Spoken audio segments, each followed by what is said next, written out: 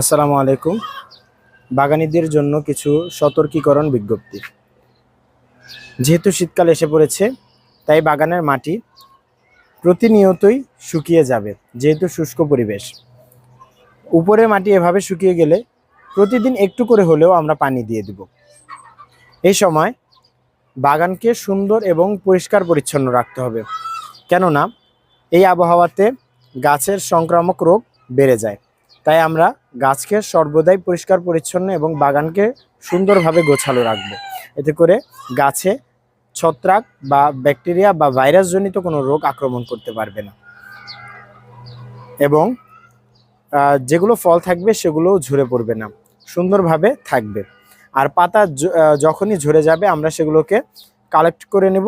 এই যেভাবে করে কালেক্ট করে নিয়ে সেগুলোকে আবার শুকিয়ে জৈব সার তৈরি করতে পারি, অথবা সেগুলোকে কাঁচা অবস্থাতেই আমরা মাটি চাপা দিয়ে জৈব সারের কাজ করতে পারি।